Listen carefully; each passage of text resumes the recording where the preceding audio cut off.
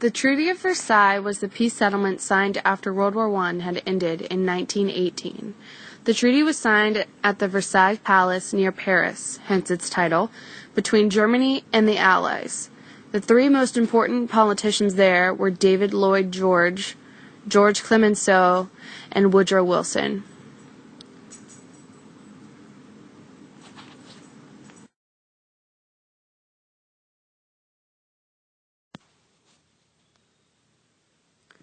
This primary source is important because it shows the propaganda put out in the United States during World War II when rationing was in place. People were encouraged to do with less food so that there would be more money to send supplies to the soldiers overseas.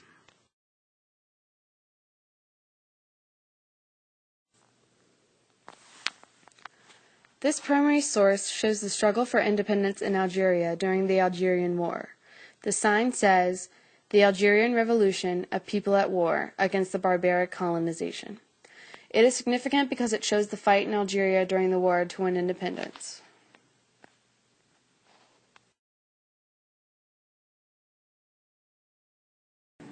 This source is called the Biafran Declaration. It's the first official declaration of civil war in Nigeria, with the Biafra tribe separating from the Igbos.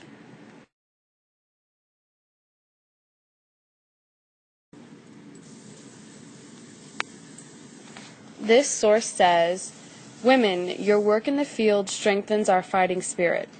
It shows a woman farming with her shadow that of a soldier. This symbolizes that the women in Spain are soldiers on the home front by taking care of the fields and their families.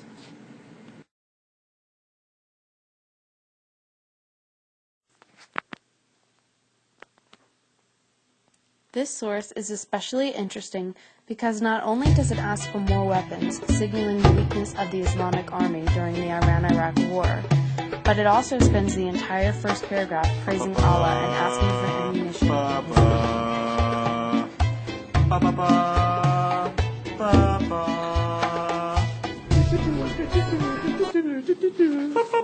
This source lays out the attack plan of the United States by air and land to protect Kuwait, describing it as a helpless neighbor.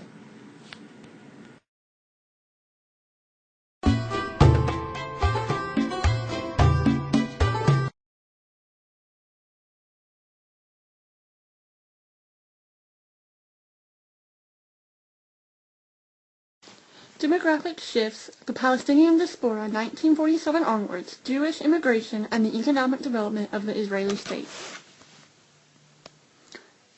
The Palestinian diaspora. Some background. The 1948-49 war was a massive humiliation for the Arab world and the Palestinian Arabs since a large population were forced to become a part of the new Israeli state. It is still referred to by the Palestinians as al-Nakba, the catastrophe. December 1949, the UN set up the Palestine Conciliation Commission to bring out a peace treaty, but failed and only managed to secure a ceasefire agreement. Arab wanted to secure the right of Arab refugees to return, but Israel insisted that the problem could only be negotiated in a wider peace settlement, and so the refugee problem remained unsolved. And my name is David the Palestinians living outside of historic Palestine, and during the course of civil war, 1947 to 1948, and the Arab-Israeli War, 1948-49, over 740,000 Palestinian Arabs fled into neighboring countries. Attacks on Arab villages such as Deir Yassin encouraged Palestinian Arabs to flee Israel, deliberate policy of Israelis or a result of Arab aggressions. Most people went into refugee camps in either the Gaza Strip or the West Bank, the remaining lived in their neighboring Arab countries. Most refugees remained in camps turning down offers to resettlement in Arab states since they were intending to return to Palestine. However, only Jordan granted citizenship to Palestinian refugees. Reasons for fleeing: violence of war, destruction of their homes and land, propaganda or Arab government, and exaggerating fears.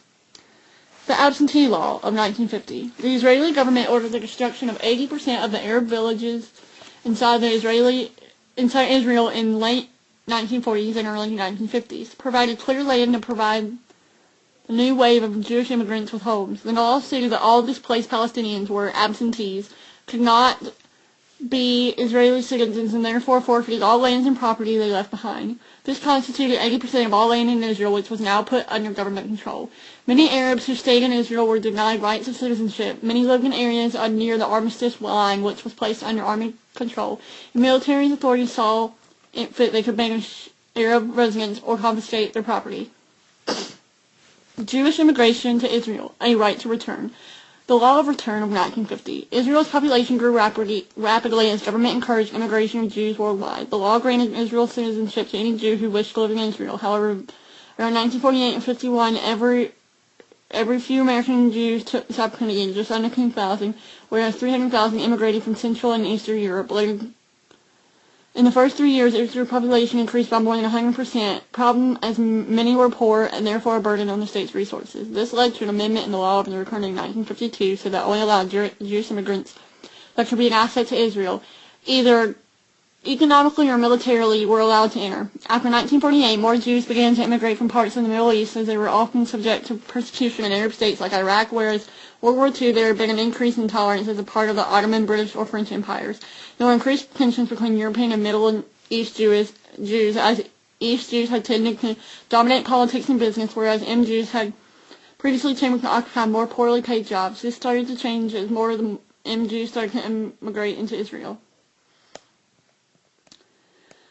Economic and social development of the Israeli state after 1948. Foreign aid. Israel's economy growth had been dependent on a significant degree on foreign aid investment, particularly from the U.S. In 1977, total U.S. aid amounted to $2,995,000,000, provided Israel with loans after the first Arab-Israeli war, and in addition, private donations and loans from U.S. Jews. However, scale of U.S. donations dropped sharply to just 85 million in 1951, and in 1952, Israel faced severe financial problems, had to ask U.S. government to reschedule their debt. Fortunately, in 1952, the Federal Republic of Germany agreed to provide compensation for the Jewish people suffering in forms of reparations treaty, gave Israel for the next 14 years $3 million.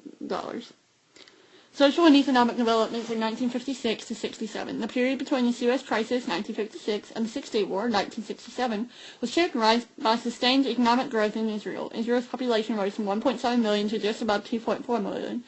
The gross national product increased to an average of 6.5% per capita. The irrigation and development of the Negev Desert in southern Israel, new towns were created, and the Israel government embarked on a massive scheme to convert the waters of Lake Galil in the north and carry them to the south to Negev via a network of pipes and conduits. Economic problems. Defense spendings account for 10% of government expenditure, which fueled inflation. High unemployment rates because the government responded to the balance of payments deficit in 1965 to 66 by cutting back on spending. High unemployment led to more people immigrating from Israel than entering the country. By the end of the 1960s, non-European Jews constituted a majority of Israel's population, and tensions between them and the European Jews escalated as the former resent the fact that they were economically and politically less influential than the latter. The resentment of Palestinian Arabs living in Israel comprising 12% of the population. Historiography. They are not returning, and that is not our policy. Second Israeli Prime Minister, after Ben-Gurion, Moshe Sharot, about the Palestinian problem. The main question among historians is whether the refugee problem was a deliberate policy by the Israelis to force the Palestinians out of the territories, or was it simply a product of the wars brought on so the Israelis claimed by the aggression by the Arabs. Dur Yassin. Benny Morris, one of the new historians, a new school of Israeli revisionist historians working in the 1980s, to challenge the mythic versions of nationalist history previously dominated in Israel, such as the Palestinians all leaving voluntarily in 1948. Claims that Haganon deliberately broadcasted warnings to the Arab population to evacuate women, children, and elderly to get the Arabs to leave.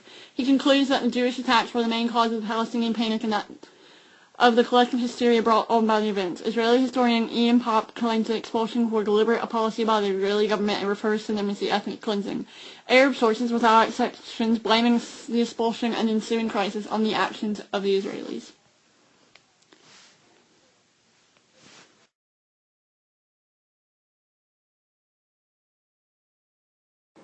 Theodor Herzl is considered to be the father of political Zionism, who in 1896 wrote Der Judenstaat, the Jewish State, in which he called for a safe haven for Jews. Zionism was a Jewish movement that arose in the late 19th century as a direct response to anti-Semitism with the desire to establish a Jewish homeland in Palestine, in particular to the Dreyfus Affair in 1894, a political scandal in France which followed the conviction of the treason of Captain de Fries, a French Jewish officer. He was later found innocent.